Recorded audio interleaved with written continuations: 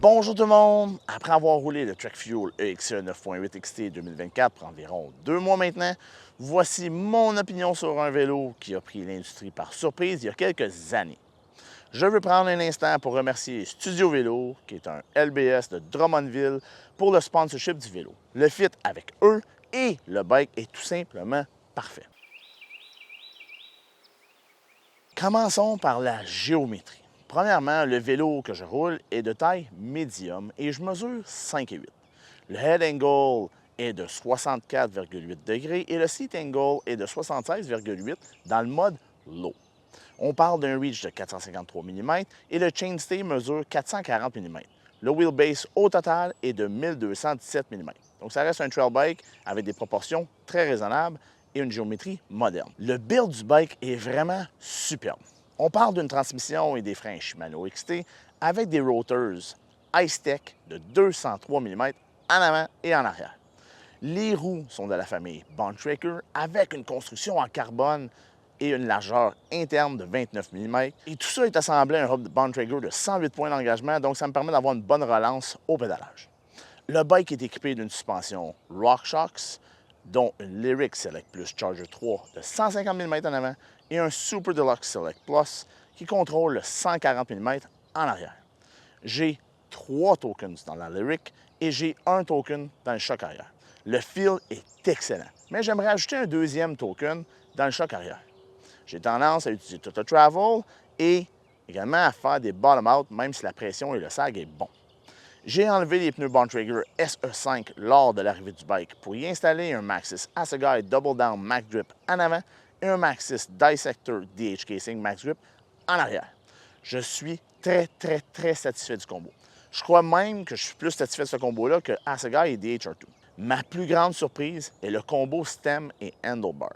Le stem est d'une longueur de 45 mm et le handlebar a une raise de 27 mm. Le fit est vraiment bon avec moi. Je suis hyper confortable sur le bike et j'ai coupé le guidon à 770 mm. Une statistique intéressante, le Fuel EXE pèse désormais 42 livres avec mes pneus qui sont très lourds. Originellement, il était à 40 livres.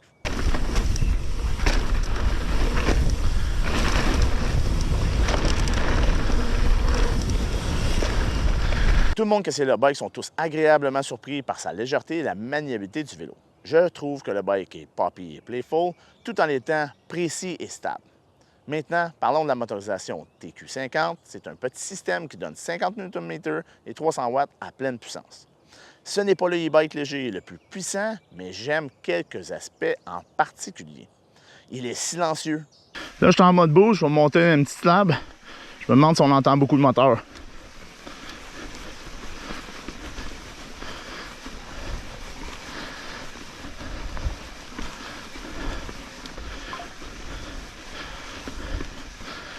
Je monte exprès sur une slab pour que ça soit le plus silencieux possible, pas qu'on entende les pneus frapper sur des roches, des racines, des choses de main, et on n'entend pas le moteur. C'est vraiment surprenant.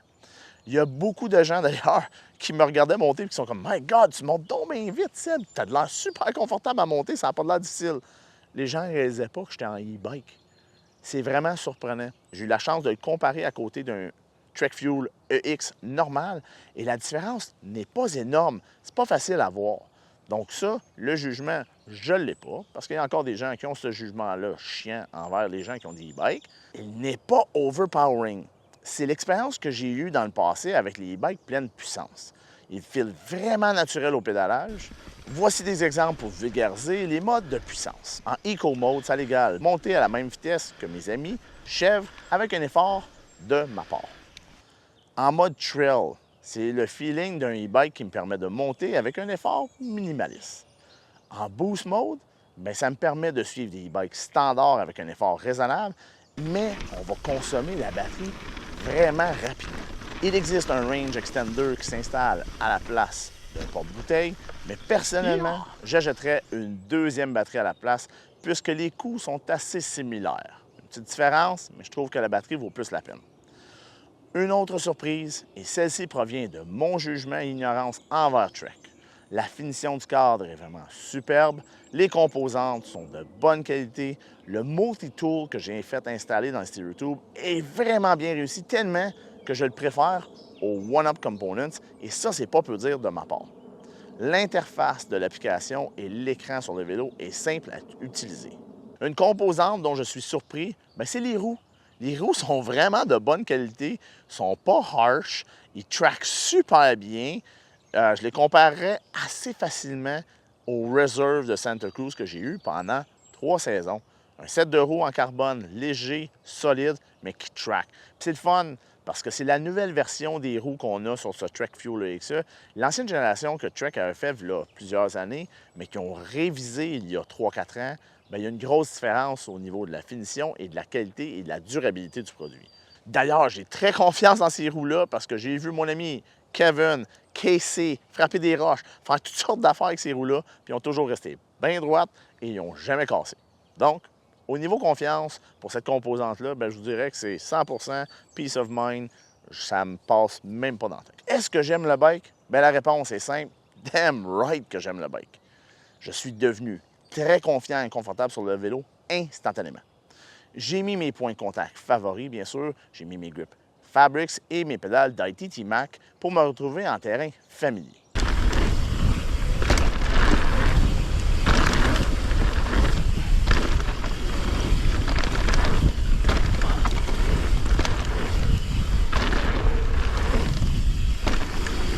À ma deuxième sortie sur le bike, je suis à Oka et je sautais mieux que toutes mes années précédentes. J'ai également moins de crainte sur le tracking du bike. Il répond super bien à mes inputs et il est précis. Je ne me suis jamais senti aussi confiant en vélo de montagne et ça paraît par ma vitesse de descente qui est accélérée dramatiquement. J'améliore mes temps en moyenne de 20-25% sur Strava et ça, je parle des temps en descente sans même pédaler. Donc, c'est vraiment bike-to-bike la comparaison.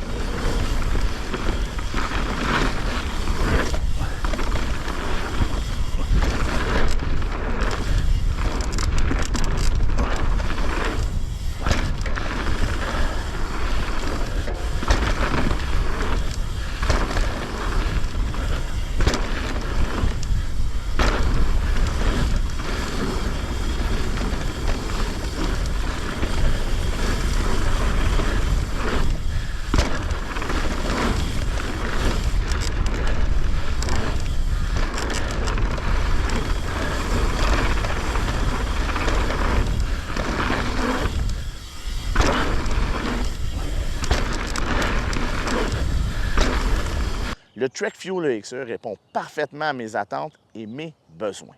Il me permet de lapper plus durant la même sortie et plus souvent durant la même semaine. On le sait tous, plus de descente égale plus de sourire. Maintenant, qu'est-ce qui ne me plaît pas du bike? La première chose, le prix du build, presque 12 000 $. C'est énormément d'argent. J'ai encore de la difficulté à croire que Studio Vélo est embarqué dans cette idée de fou. Deuxièmement, le foutu craquement à cause des cranks qui loussent sur le moteur. Ça ne devrait plus arriver en 2024. On est en communication avec Trek pour rectifier le problème et j'ai quelques pistes de solutions. Le Handlebar Stem Combo. Je suis chanceux que le fit est bon avec moi, mais je trouve que c'est un risque de la part de Trek puisque ce combo enlève la possibilité de modifier le fit du bike pour l'ergonomie du rider facilement. La conclusion est plutôt simple. J'adore le bike et à la question « est-ce que je le jetterais ?» la réponse est instantanée et c'est oui. Vais-je retourner à un vélo sans assistance l'an prochain? Mais ça, vous allez devoir attendre l'an prochain pour le savoir. Le e-bike SL comme le Trek Fuel EXE est l'hybride parfait pour moi. Je peux rider plus à chaque sortie, je peux sortir plus à chaque semaine, donc j'ai le plaisir de rouler souvent. Ça me donne un sourire dans ma grosse face. Honnêtement, je sais que le débat e-bike et non e-bike est encore parfois sentimental, malgré une mentalité qui a changé depuis quelques années.